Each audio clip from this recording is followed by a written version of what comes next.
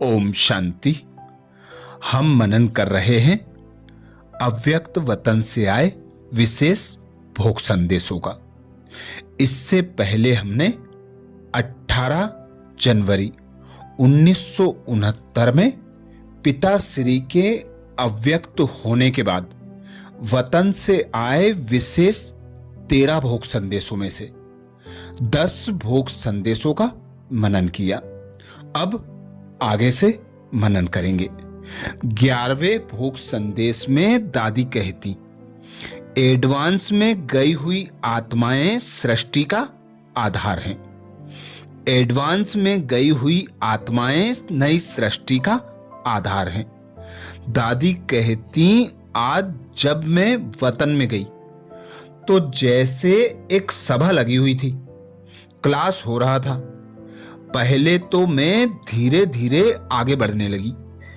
बाप दादा ने नयनों से स्वागत किया, फिर बोले, बच्ची इन सबसे मुलाकात करो और यह भोग सभी को खिलाओ। क्या देखा? जो आत्माएं एडवांस में शरीर छोड़कर गई हैं, उन सभी को इमर्ज कर बाबा क्लास करा रहे थे। फिर सभी को मधुबन का ब्रह्मा भोजन स्वीकार कराया। उस संगठन में सभी गई हुई आत्माएं थीं। फिर मैंने एक दृश्य देखा। बहुत मकान बन रहे थे और जैसे मकान में जब छत पड़ती है तो उसको बहुत आधार देते हैं। फिर जब सीमेंट पक्का हो जाता है तो वह आधार लकड़ी पट्टी आदि निकाल देते हैं। इस तरह मकान बनने की, छत भरने की कारोबार बहुत जोर शोर से चल रही थी। मैं इस मकान को देखती रही और बाबा गायब हो गया। बाबा ने यह दिखाया कि मकान बनाने के लिए पहले आधार दिया जाता है, फिर आधार निकाल लिया जाता है। ऐसे ही दृश्य देखते यहां पहुंच गई।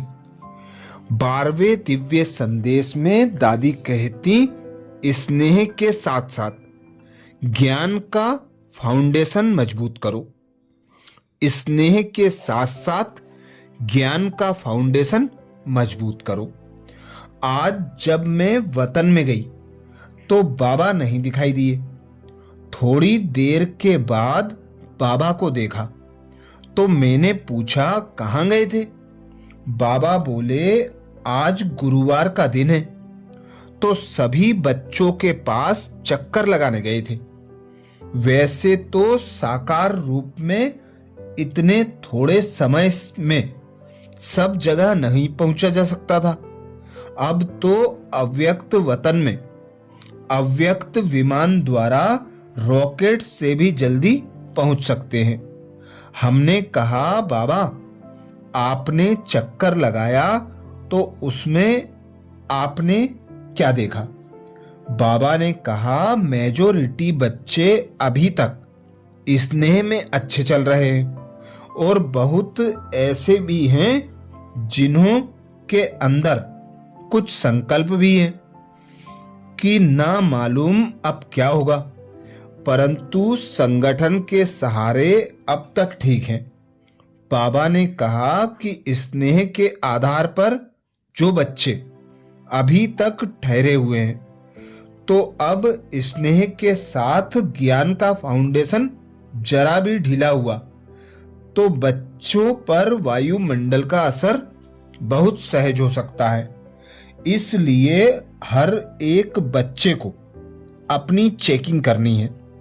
फिर भी व्यक्त देह में हो तो स्नेह में पहले फोर्स अच्छा रहता है, लेकिन इस स्नेह पर फिर जैसे जैसे दिन पड़ते जाएंगे तो वायुमंडल का असर जल्दी पड़ सकता है। स्नेह में भल कहते हैं कि शिव बाबा कल्याणकारी है, या बाबा ने जो किया वह ठीक है। स्नेह के वश संकल्प बंद किया है।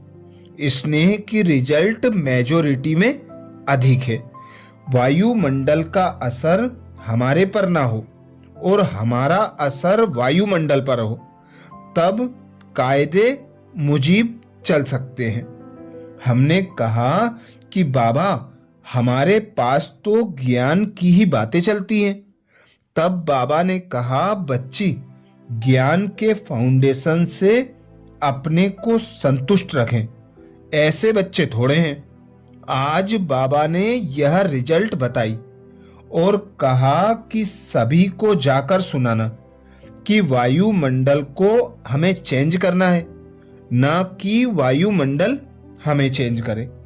फिर भोग स्वीकार कराने के बाद बाबा ने एक सीन दिखाई। एक बहुत बड़ा हाल था। उस हाल में चारों ओर से बहुत बदबू आ रही थी। उस कमरे में 2-3 बहुत अच्छी खुशबूदार अगरबत्ती जल रही थी। धीरे धीरे अगरबत्ती की खुशबू ने बदबू को दबा दिया। बाबा ने सुनाया, देखो बच्ची, चारों तरफ बदबू का वायुमंडल था, लेकिन इतनी सी अगरबत्ती ने वायुमंडल को बदल दिया। तुम बच्चों पर जब देखो कि वायुमंडल का असर होता है, तो अगरबत्ती का मिसाल सामने रखो कि हम सर्वशक्तिमान बाप के बच्चे हैं। अगर वायुमंडल का असर हमारे पर आए तो इससे तो अगरबत्ती अच्छी है। जब तुम बच्चे पावरफुल खुशबूदार बनेंगे, तब यह वायुमंडल दब जाएगा। बाबा ने कहा, अब हर एक बच्चे को शिक्षा तो मिली है। शिक्षा भी सभी बड़े मीठे रूप से सुनते हैं, लेकिन जैसे मीठे रूप से सुनते हो, उसी मीठे रूप से धारण भी करना है। मीठापन चिपकता बहुत जल्दी है। जो ऐसे मीठा बनेंगे तो बाप से चिपक जाएंगे। याद और मीठापन नहीं होगा तो अलग अलग रहेंगे। जैसे नमकीन चीज आपस में कभी नहीं मिलती, तो जो ऐसे होंगे उनकी अवस्था योग युक्त नहीं रहेगी। अब जैसे बच्चों ने सुना वैसे ही धारण करेंगे तो बहुत बल मिलेगा। 13वां और अंतिम विशेष संदेश। दादी कहती, अंतिम विनाश की सीन देखने के लिए अडोल स्थिति बनाओ। अंतिम विनाश की सीन देखने के लिए अडोल स्थिति बनाओ। दादी कहती, आज जब मैं वतन में गई तो बाप और दादा दोनों सामने खड़े थे और जाते ही नैनों की मुलाकात से सभी की जो याद प्यार ले गई थी वह दी। जैसे ही मैं याद दे रही थी तो साकार बाबा ने मेरा हाथ पकड़ा। उस हाथ पकड़ने में ना मालूम क्या जादू था। ऐसे अनुभव हुआ जैसे सागर में कोई स्नान करता है। ऐसे थोड़े समय के लिए मैं प्रेम के सागर में लीन हो गई। उसके बाद हमने अलमाइटी बाबा की तरफ देखा। बाबा ने कहा, बच्ची, बाप में मुख्य 2 गुण जो हैं वह बच्चों ने साकार रूप में अनुभव किया है। वह 2 गुण कौन से हैं? जितना ही ज्ञान स्वरूप उतना ही प्रेम स्वरूप। बच्चों को भी यह 2 गुण अपने हर चलन में धारण करने हैं। फिर मैंने बाबा से पूछा कि पहले वतन में जो गए हुए बच्चों का इतना संगठन था, इसका रहस्य क्या था? बाबा ने कहा, पूरा राज तो बाद में चलकर सुनाएंगे, लेकिन साकार रूप से जो कोई सर्विस अर्थ या कुछ हिसाब किताब चुकतू करने अर्थ चले गए हैं, उन बच्चों से मुलाकात करने के लिए बुलाया था। बाबा उनसे हालचाल पूछ रहे थे कि कौन कौन किस रीति से किस रूप से क्या क्या कर रहे हैं। हमने कहा, बाबा, यह किस रूप से स्थापना के कार्य में बिजी है। बाबा बोले, बच्ची, यह आगे चलकर स्पष्ट करेंगे, फिर भी शॉर्ट में सुनाते हैं। बाबा ने कहा, बच्ची, जब लड़ाई होती है तो किसी भी लश्कर को जब जीतना होता है तो सिर्फ एक तरफ से नहीं, चारों तरफ से लश्कर भेजकर पूरा घेराव डाल देते हैं। इस संगठन से यह मालूम हुआ कि जो भी बच्चे गए हैं वह चारों ओर फैल गए हैं। अभी चारों तरफ स्थापना की नींव पड़ गई है, बाकी अब आर्डर देने की जरूरत है। फिर बाबा ने 4 सब्जेक्ट की एक सीढ़ी दिखाई।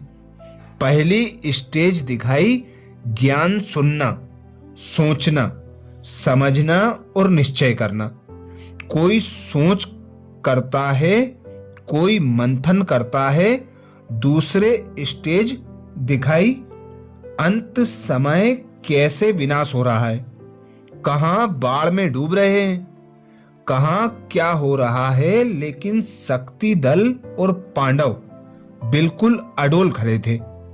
तीसरी स्टेज दिखाई आत्माएं जैसे निकलकर परम धाम में गुब्बारे के माफिक जा रही हैं। फिर परम धाम की सीन भी बाबा ने दिखाई और चौथी स्वर्ग की सीन दिखाई।